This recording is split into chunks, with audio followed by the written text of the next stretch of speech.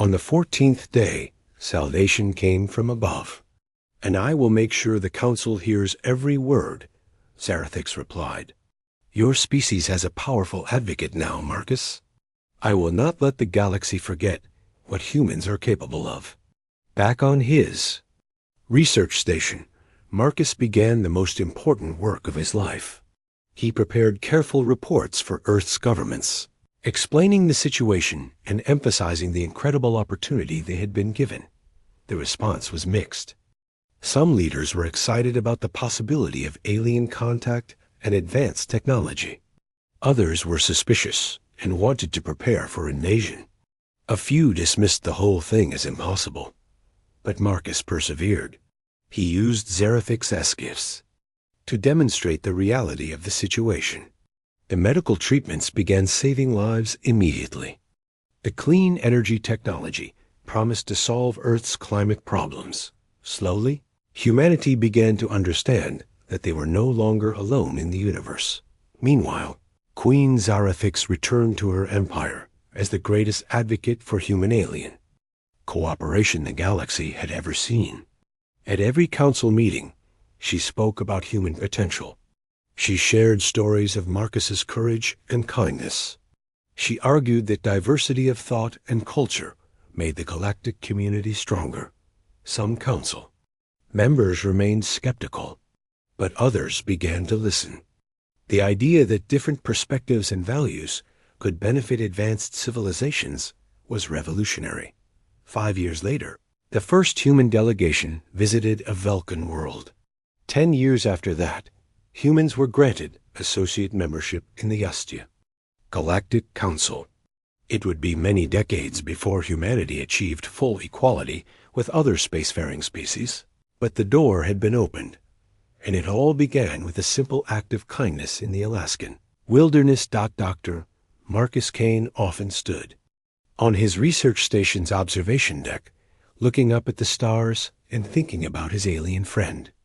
Communications between Earth and the Vulcan Empire had become regular, and he exchanged messages with Zarathix every month.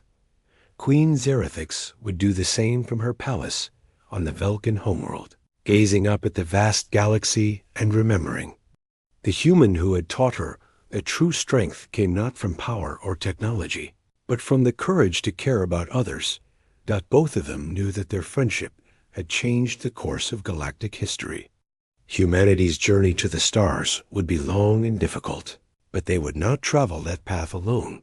Sometimes, the most important decisions in the universe are made not by emperors or consuls, but by ordinary people choosing to do extraordinary things. Marcus had chosen to save a life. Zarathix had chosen to see beyond her prejudices. Together, they had proven that friendship could bridge any gap, even the vast distance between stars. Marcus was refilling their water containers at a mountain stream when he heard the familiar sound of energy drives. But this time, the sound was different, softer, more musical. Vulcan ships, not hegemony vessels.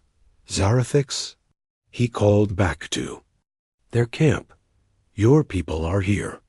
3 elegant ships descended through the clouds, their hulls gleaming purple and gold in the afternoon sunlight.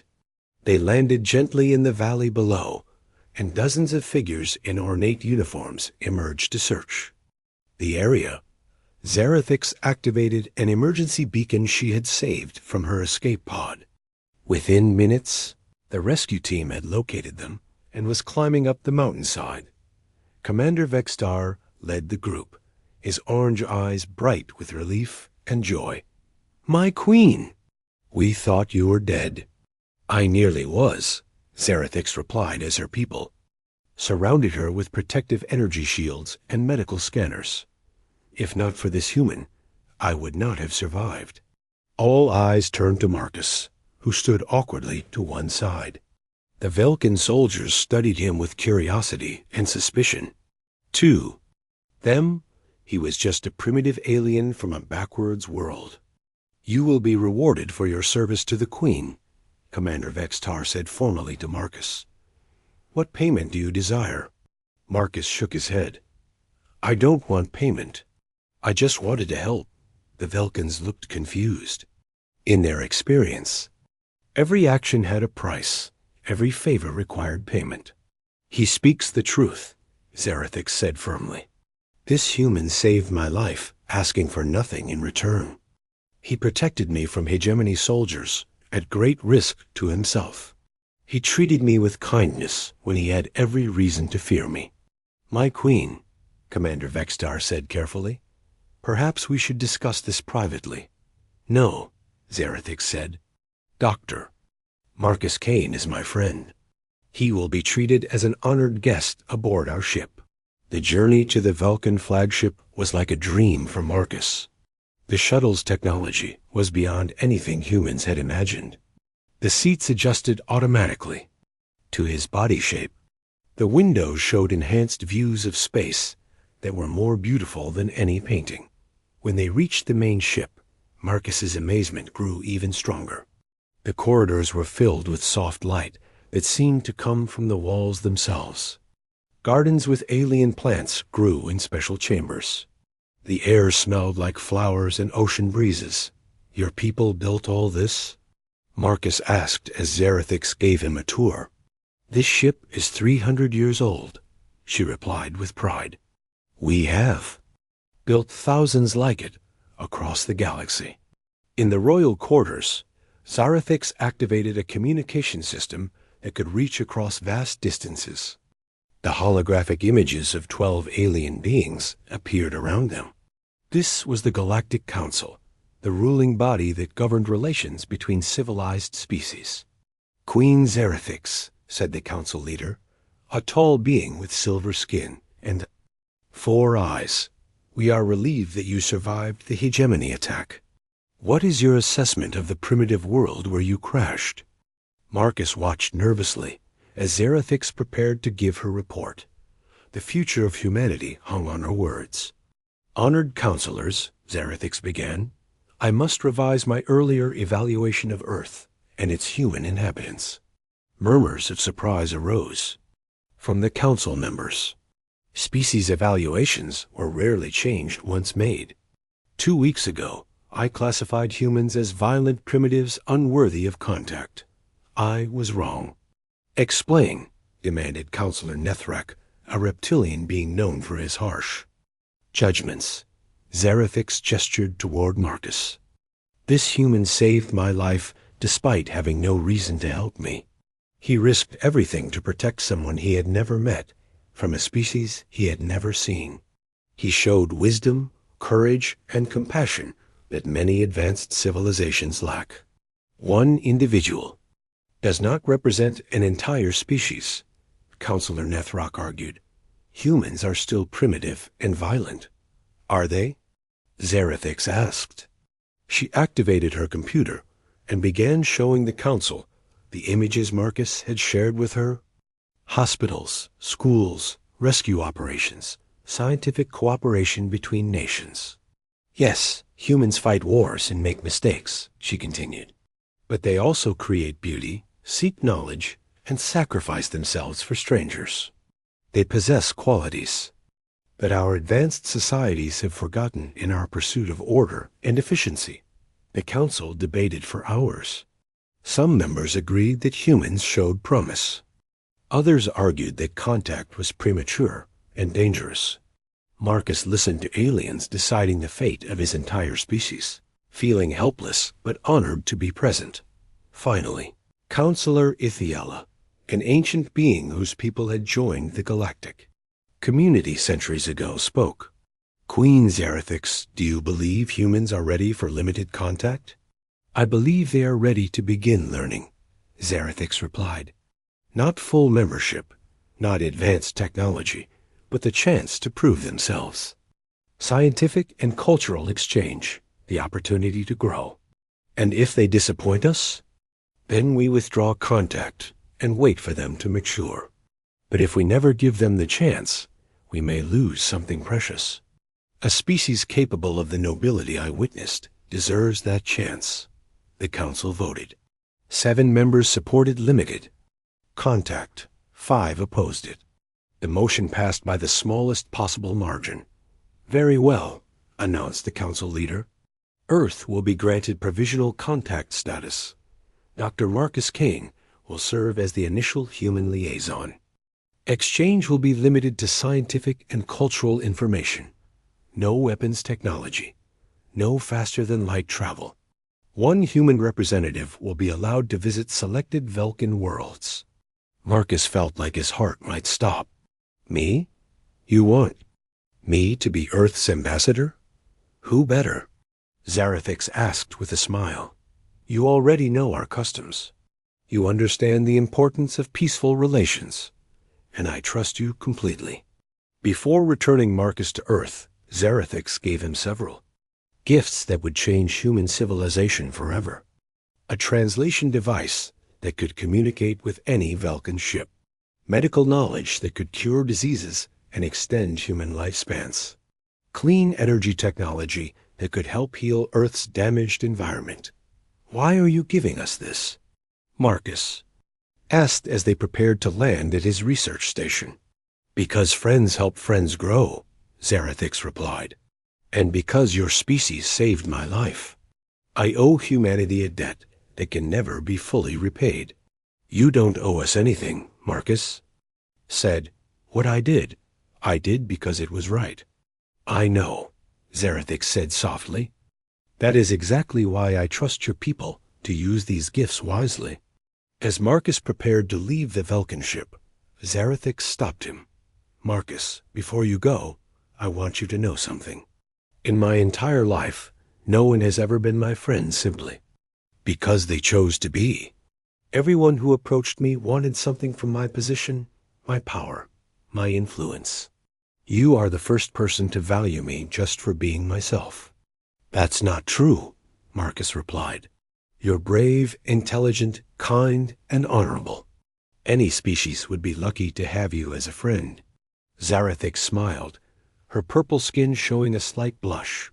See, that is exactly what I mean. The farewell was difficult. Marcus and Zarathix had been through so much together in such a short time. But both knew this was not really goodbye. I'll send regular reports, Marcus promised. About humanity's progress, about how we're using your gifts. By the 7th day, Zarathix was strong enough to walk short distances. Marcus had created a comfortable camp in the hidden valley, complete with a lean-to shelter and a fire pit surrounded by stones. Her wounds were healing well, and the blood had stopped flowing. As they sat by the morning fire sharing breakfast, Marcus pulled out his portable computer to show her something new. I want to show you more about my people, he said. Not just the bad things you might have seen, but the good things too. The screen filled with images of human achievements. Zarathix watched in fascination as Marcus showed her hospitals where doctors worked for free to help the poor.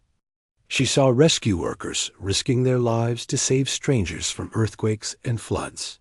She watched scientists from different countries working together to cure diseases and explore space. This is Dr. Elena Rodriguez, Marcus said, pointing to a woman in a white coat. She spent her entire life developing a vaccine that saved millions of children. She could have become rich, but she gave the formula away for free. Why? Zarathix asked, genuinely puzzled. Because she said knowledge belongs to everyone, especially when it can save lives.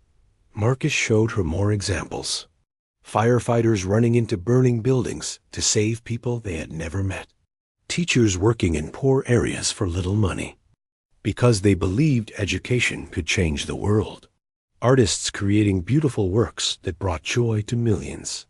Your surveillance systems probably focused on our conflicts and problems, Marcus explained. But humans are capable of incredible nobility too. Zarathix studied the images carefully. These people, they receive no reward for their actions? Oh, they do, Marcus said with a smile. Just not money or power. They get something better. They get to know they made the world a little better than they found it. This concept was difficult for Zarathix to understand.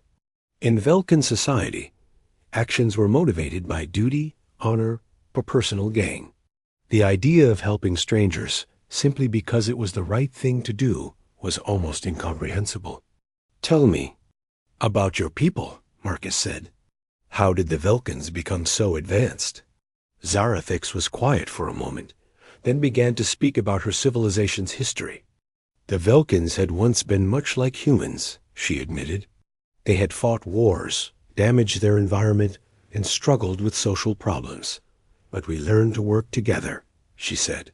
"We put aside our differences and focused on survival and growth. We developed technology that allowed us to travel between stars and contact other species." "That sounds wonderful," Marcus said. "How did you do it?" "Strong leadership," Zarathix replied automatically. "Clear rules. Everyone knowing their place in society." But even as she said the words, she realized how cold they sounded. Marcus's questions made her think about things she had never considered before. "Do your people help each other like humans do?" Marcus asked. "I mean, do Vulcans risk themselves for strangers?" Zarathix hesitated. We help our own people, of course. The strong protect the weak within our society. But what about people from other worlds, other species?" "That depends," she said slowly, "on whether they are useful to us, whether they can offer something in return." Marcus nodded thoughtfully. "So you help people who can help you back?" "Yes, that is logical." "But I helped you, and you can't help me back," Marcus pointed out gently. "Does that make it illogical?" Zarathix had no answer for that. By her people's standards, Marcus's actions made no sense at all. Yet here she was, alive because of his illogical kindness. On the 8th day, danger found him. Marcus was gathering firewood when he heard the distinctive sound of energy weapons charging. He dropped the wood and ran back toward camp, arriving just in time to see 3 hegemony soldiers surrounding their shelter. The soldiers were ugly creatures with gray skin and too many teeth. They wore black armor and carried weapons that hummed with deadly power. One of them was scanning the area with a handheld device. "Vulcan life signs confirmed," the soldier reported into his communicator. "The Queen survived the crash." Queen. Marcus suddenly understood why Zarathix had seemed so regal, so used to being obeyed. She was not just an alien refugee. She was royalty. The soldiers had not seen Marcus yet. He crept closer, trying to think of a way to help Zarathix escape. But 3 armed aliens against 1 unarmed human seemed hopeless. "Come out, Vulcan scum," one of the soldiers called. "We know you are here. Surrender now, and your death will be quick." Zarathix emerged from the shelter, walking with as much dignity as her injuries allowed. "I am Queen Zarathix of the Vulcan Empire. If you kill me, my people will hunt you across the galaxy." The soldiers laughed. "Your people think you are dead already. Warlord Kethmer will be pleased to receive proof otherwise." They raised their weapons, preparing to execute her on the spot. That was when Marcus acted without thinking. He grabbed a large rock and threw it as hard as he could at the nearest soldier. The stone struck the alien in the head, knocking him down. "Run!" Marcus shouted to Zarathix as he charged the other 2 soldiers. Marcus had no weapons and no training in combat. But he had surprise on his side, and more importantly, he had determination. These creatures wanted to hurt his friend, and he would not let that happen. He tackled the 2nd soldier, wrestling for control of the alien's weapon. The 3rd soldier turned to shoot Marcus, but Zarathix had recovered enough to grab a burning branch from their fire and strike the alien across the face. The fight was brief but intense. Working together, Marcus and Zarathix managed to disarm all 3 soldiers. The aliens retreated into the forest, calling for reinforcements. "We have to go," Zarathix said urgently. "More will come." Marcus quickly gathered their essential supplies, while Zarathix destroyed the soldiers' scanning equipment. Then they ran deeper into the wilderness, putting as much distance as possible between themselves and the crash site. At night, hidden in a cave high in the mountains, they talked about what had happened. "You saved my life," Zarathix said quietly. "Again." "You saved mine too," Marcus replied. "We're a good team." "Why did you do it? You could have run away and saved yourself." Marcus looked at her with surprise. "You're my friend. I don't abandon friends, but I am not even your species. I am nothing to you." "That's not true," Marcus said firmly. "You're not nothing to me. You're Zarathix. You're intelligent and brave and kind. You're worth protecting." Zarathix felt something strange happening inside her chest. For her entire life, people had valued her for her power, her position, her usefulness to them. But Marcus valued her simply for being herself. "Marcus," she said carefully, "when I first came to your world, I was here to judge your species, to decide if humans were worthy of contact with the galactic community." Marcus nodded. "I wondered about that. What did you decide?" "I decided you were too primitive, too violent, too dangerous. I classified your entire species as unworthy." Marcus was quiet for a long moment. "And now?" Zarathix looked at the human who had risked everything to save her life. "Now I think I was wrong. Very wrong." She told him about her original assessment of humanity, about the violence and destruction she had observed from orbit. But she also told him about the kindness, courage, and nobility she had discovered through knowing him. "One person changed your mind about our entire species?" Marcus asked. "Yes," Zarathix said simply. "Because if humans can produce someone like you, then there must be others like you. And if there are others like you, then humanity has something my advanced civilization has forgotten." "What's that?" "The ability to care about strangers. To sacrifice for others without expecting anything in return. To see the value in all life, not just your own kind." Marcus smiled. "We're not perfect, Zarathix. We have a long way to go." "So did my people once. But they grew beyond their early problems. Perhaps humans can too, with time and guidance." "Guidance from who?" Zarathix looked out at the stars visible through the cave entrance. "From friends who believe in their potential."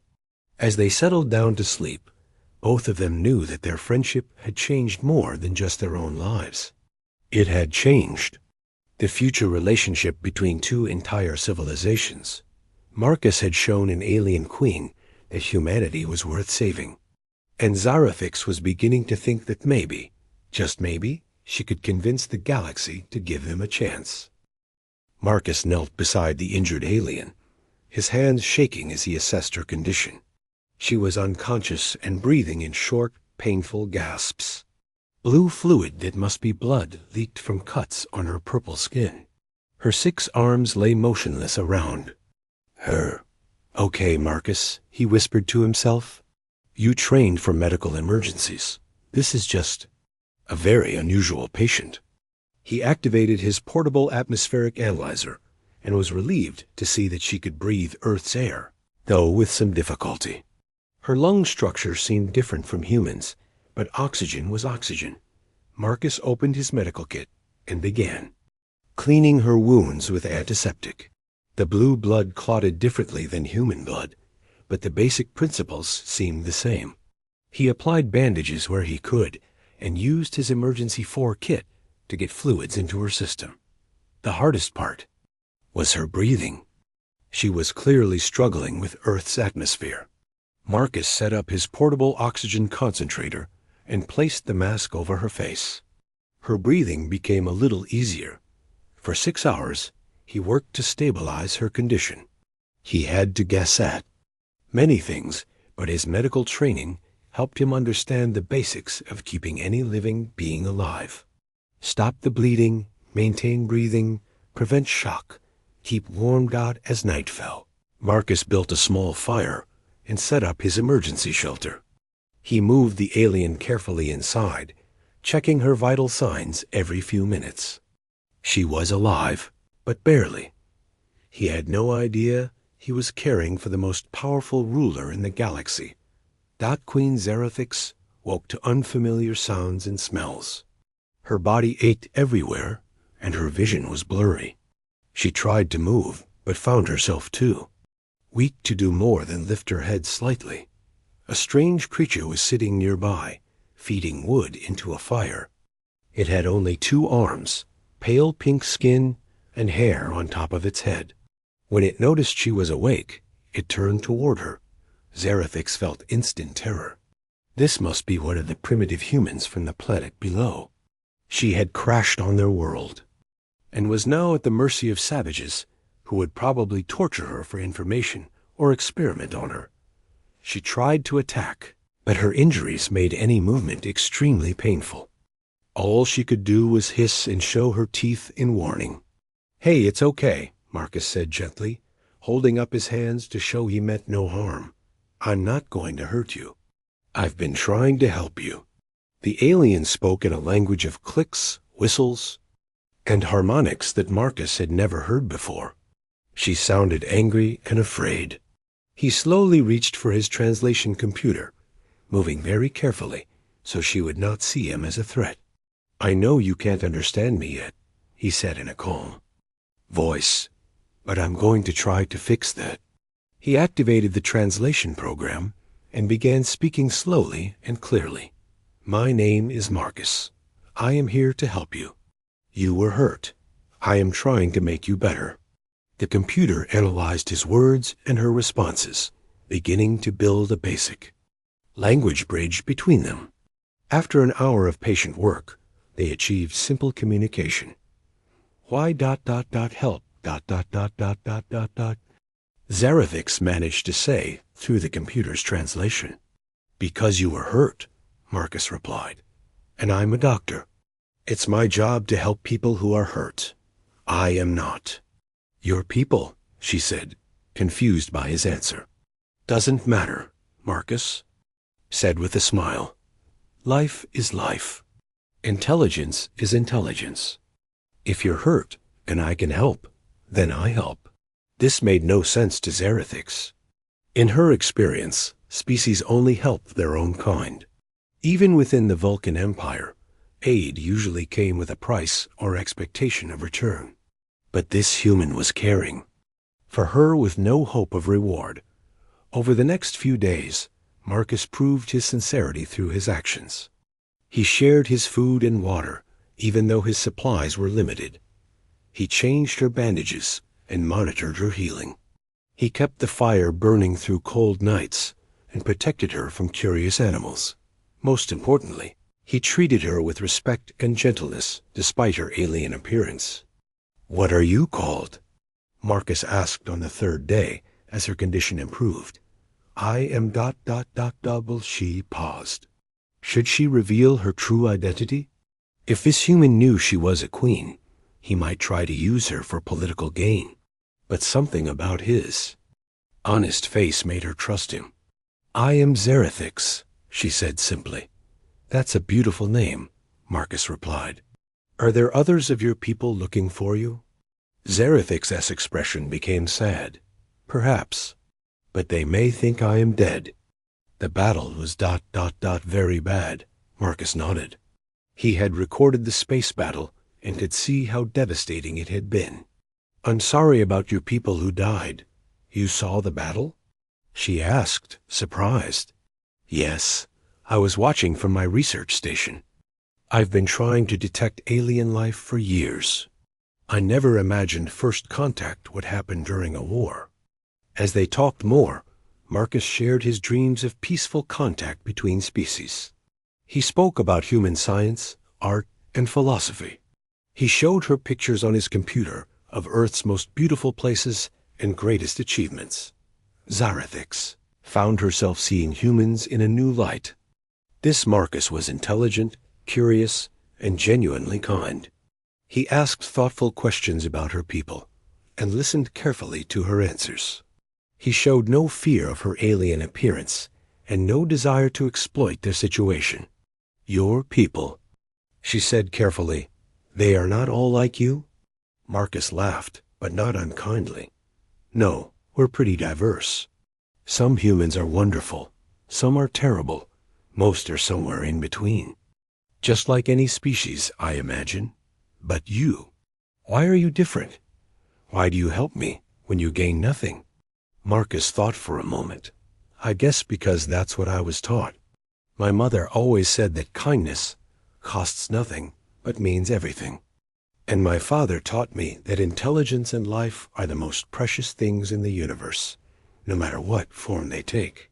This concept fascinated Zarathix.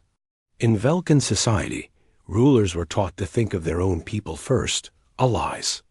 Second, and everyone else as potential threats. But this human had been raised to value all life equally. On the fourth night, they heard aircraft flying overhead. Marcus's delayed message had finally reached Earth's governments, and they were searching for the crash site.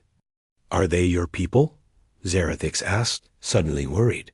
Yes, but they're not like me, Marcus admitted. They'll want to study you, question you, maybe even imprison you. They're afraid of what they don't understand. Zarathix could have called out, revealed herself to Earth's military forces. It would have taken her from Marcus and treated her as either a threat or a valuable prize. But the thought of leaving this kind human felt wrong. Help me hide, she said quietly. Marcus was surprised. Are you sure? It could get you back to your people faster than I can. No, Zarathix said firmly. I trust you. Only you. So Marcus helped her move deeper into the forest, away from the search aircraft. He covered their tracks and led the searchers away from their location. For the first time in her long life, Queen Zarathix was completely dependent on another being's kindness, and that being was a member of the species she had condemned as unworthy. Just days before Dot, as they made camp that night in a hidden valley, Zarathix watched Marcus prepare dinner over their small fire. He hummed quietly as he worked, completely at peace despite the danger and uncertainty of their situation. Marcus, she said quietly. Yes, thank you for everything. He smiled at her. You're welcome, Zarathix. That's what friends do for each other. Friends. The word hit her like a physical blow. She was queen of the Vulcan Empire, ruler of billions, commander of vast fleets. But when had anyone simply been her friend? Marcus treated her not as a ruler or a political tool, or even as an alien curiosity. He treated her as a person worth caring about simply because she existed. For the first time since the crash, Zarathix began to wonder if her judgment of humanity had been completely wrong. Maybe there was more to these people than she had seen from orbit. Maybe the darkness she had observed was only part of the story. Maybe beings like Marcus represented something her advanced civilization had forgotten in its rise to power. Dot, as she fell asleep that night, protected by a human's kindness, queen. Zarathix began to reconsider everything she thought she knew about primitive species and advanced civilizations. The attack came without warning. Queen Zarathix was reviewing final departure reports when the ship's alarms started screaming. Red lights flashed across the bridge as her officers rushed to their stations. Enemy ships decloaking, shouted Commander. Vexstar. Multiple contacts surrounding the fleet. The main viewing screen showed space around them, filling with hostile vessels. Black ships with sharp edges and glowing red weapons appeared from nowhere. They had been hiding, waiting for the perfect moment to strike. Hegemony forces, Zarathix said, her voice steady despite the danger. How many ships? 37 enemy vessels confirmed, reported the tactical officer. We have only 12 ships in our fleet. The Hegemony was an alliance of violent alien races that hated the Vulcan Empire. For 50 years, they had been fighting a bloody war across the galaxy. Their leader, Warlord Kethmer, was known for his cruelty and his desire to destroy everything Vulcan. They planned this perfectly, Zarathix realized. They waited until we were far from home, far from reinforcements. The first energy blasts hit the Crimson Talon's shields. The massive ship shook as bright explosions bloomed around them.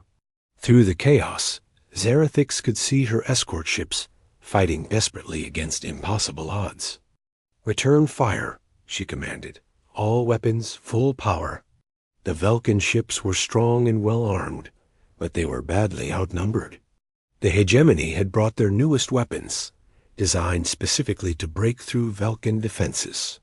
Purple and red energy beams crossed through space as the battle raged. Dr. Marcus Kane watched the space battle from his research station in complete shock. His instruments were going crazy as massive amounts of energy exploded in the darkness above. Earth. 2 fleets of alien ships were fighting a war right in his solar system. "This is incredible," he whispered, recording everything. "First contact, and it's a battle." He could see the larger ships taking heavy damage. Explosions lit up space like deadly fireworks. Some of the smaller vessels were already destroyed, their wreckage spinning away into the void. Marcus felt helpless. These were clearly advanced civilizations with technology far beyond anything humans possessed. All he could do was watch and record as history was made in the worst possible way. Back on the Crimson Talon, the situation was getting desperate.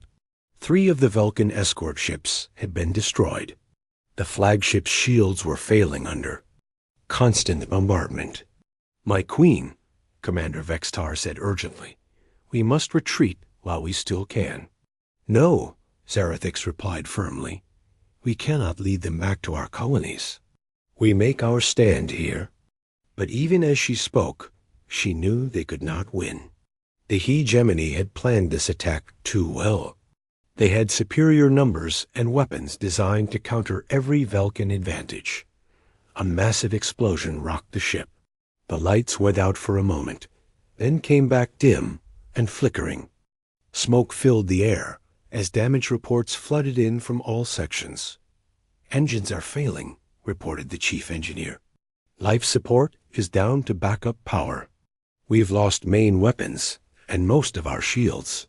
Warlord Kethmer's ugly face appeared on the main screen.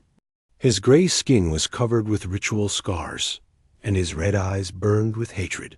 "Vulcan scum," he snarled. "Today your empire loses its precious queen. Your people will bow before the hegemony or be destroyed completely." "You will have to kill me first," Zarathix replied calmly. Kethmer laughed, a sound like breaking glass. "That can be arranged."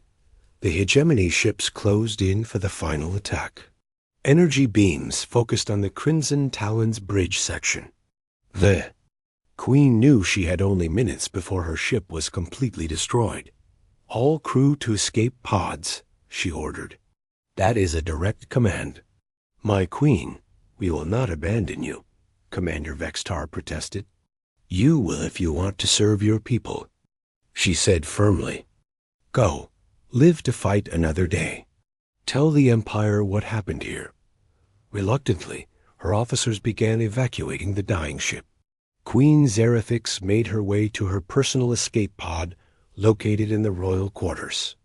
As the most advanced pod on the ship, it had the best chance of reaching safety. She sealed herself inside and launched just as another massive explosion tore through the Crimson Talon's hull.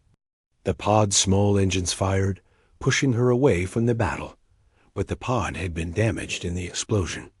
Warning lights flashed on the control panel. The stealth systems were offline. The navigation computer was failing. Worst of all, the pod was falling toward the nearby planet instead of heading to the rendezvous point. "Warning, entering planetary atmosphere," the computer announced in a flat voice. "Crash landing inevitable." Zarathix fought with the controls, trying to steer toward water, or at least a flat area. But the pod was tumbling out of control. All she could do was activate the emergency systems and hope to survive the impact.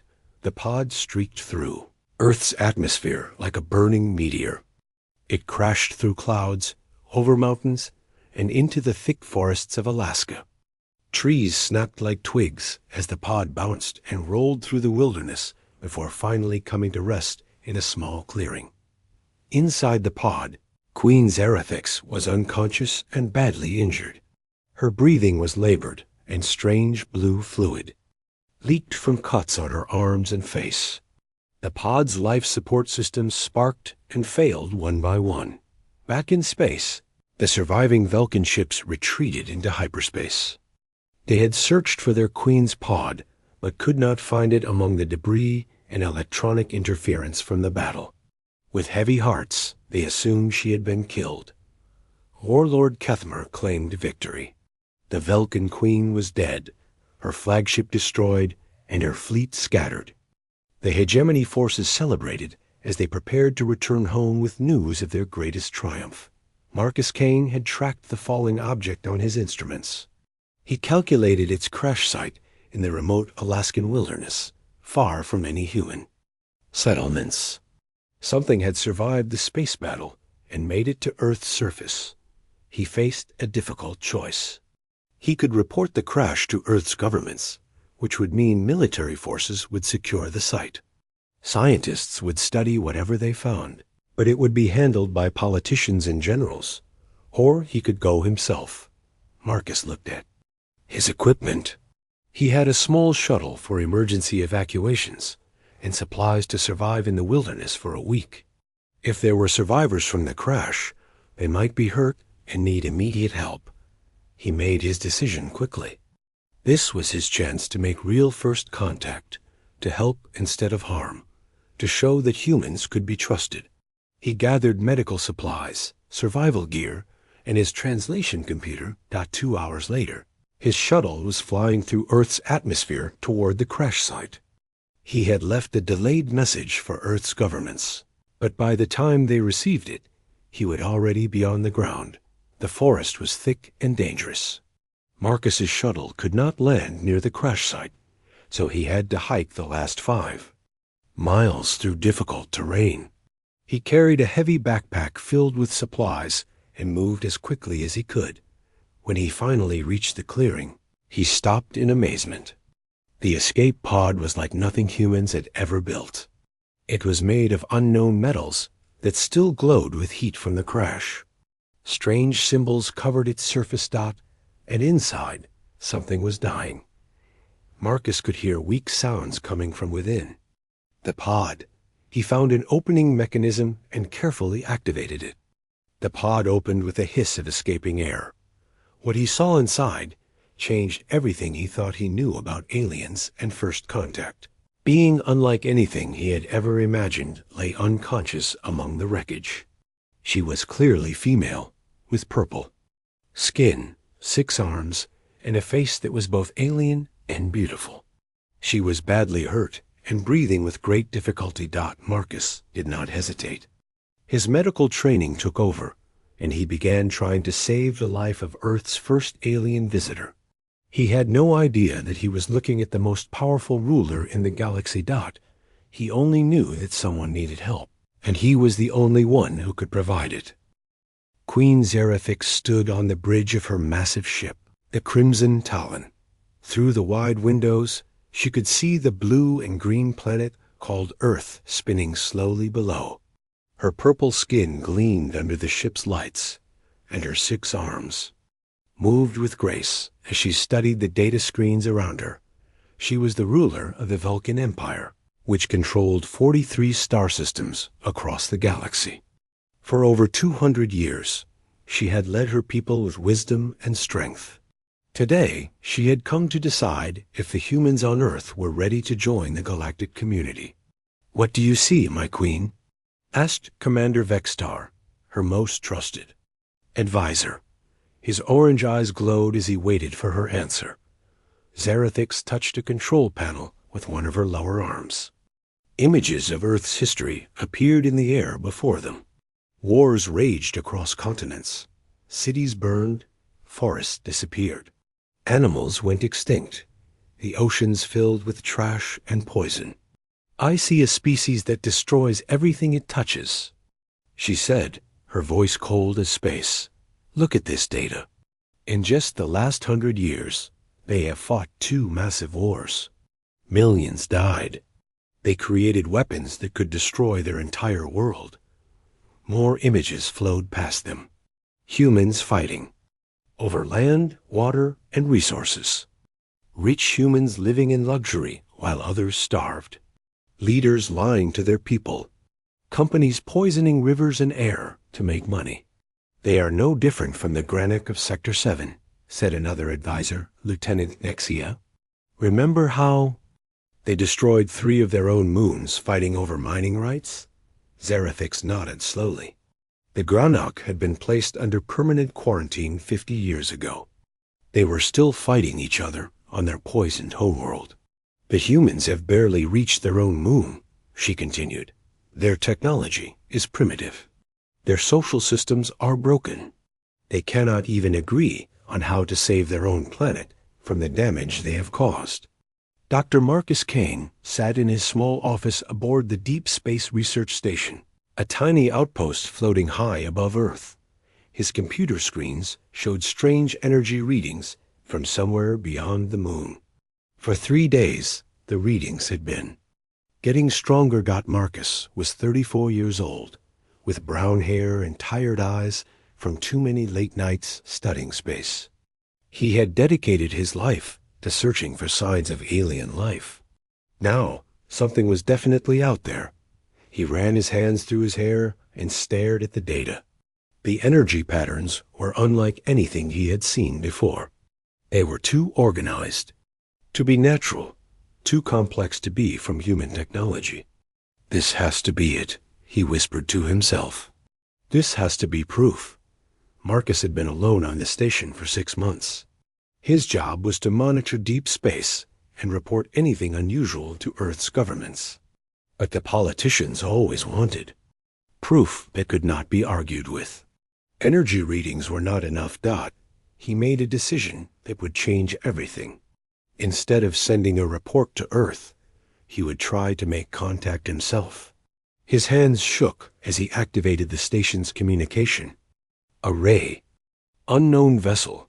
This is Dr. Marcus Kane from Earth's Deep Space Research Station, he said into his microphone. I know you're out there. I can see your energy signature. Please respond if you can understand this message. He waited. Silence. Filled space. Back on the Crimson Talon, a young communications officer named Tethon heard the transmission. His scaled hands trembled as he turned to his commander. Sir, we are receiving a message from the planet's surface. They ... They know we are here. Commander Vextar's eyes widened. Impossible. Our stealth systems are perfect. Show me. The human's voice filled the bridge. Queen Zarathix listened with surprise. No primitive species had ever detected their ships before. How did they find us? She asked. The message comes from a small station in orbit around their planet, Tethon reported. It appears to be some kind of research facility. Only one human is aboard. Zarathix studied the data about the station and its occupant, Dr. Marcus Kane. Age 34, scientist specializing in the search for extraterrestrial life. His records showed a man dedicated to knowledge and discovery. He is persistent, she admitted, as Marcus sent his 15th message over the next hour. Each message was polite but determined. He spoke of peace, of learning, of friendship between species. Shall we respond, my queen? Asked Commander Vextar. No, Zarathix said firmly. Contact would violate our protocols. This species is not ready. She turned back to the images of Earth's violence and destruction. But now she also saw other things her sensors had recorded.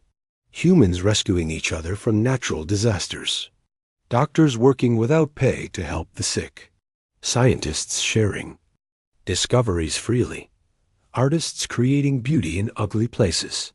Every species has light and darkness within them, she said quietly.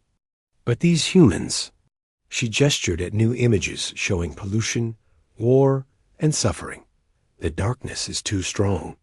They would bring chaos to the galaxy. Marcus refused to give up.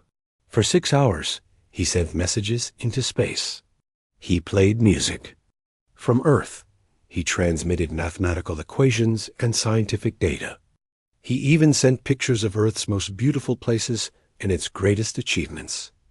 "Please," he said in his latest message, "I know you're peaceful people, or you would have attacked by now. We're not perfect, but we're trying to be better. We want to learn. We want to grow. Give us a chance." On the Crimson Talon, some of the younger crew members began to whisper among themselves. The human's dedication impressed them. His messages showed intelligence and hope. But Queen Zerathix had made her decision. She had seen too many species destroy themselves and others. The galaxy was already full of conflicts between different civilizations. Adding another violent, primitive race would only make things worse. "Prepare the fleet for departure," she ordered. "Earth will be classified as a developing primitive species. Full quarantine protocols are now in effect. No Vulcan ship will return to this system for at least 1,000 years. "Yes, my queen," her officers replied. The official report was already being prepared. Earth's evaluation. Failed. Reasons: excessive violence, environmental destruction, primitive technology, social instability, and aggressive tendencies. Recommended action: indefinite isolation, until the species either evolves or destroys itself. As the Crimson Talon began to turn away from Earth, Marcus sent one final message. "I don't know if you can hear me, but I want you to know something. We're not perfect, but we have something special. We can love people we've never met. We can sacrifice ourselves for strangers. We can change and grow and become better than we were. Please don't give up on us." Queen Zerathix heard those words, but did not change her mind. In 12 hours, her fleet would leave the solar system forever. Earth would remain alone in the darkness, unaware that they had been judged and found wanting. She had no way of knowing that in less than a day, everything would change.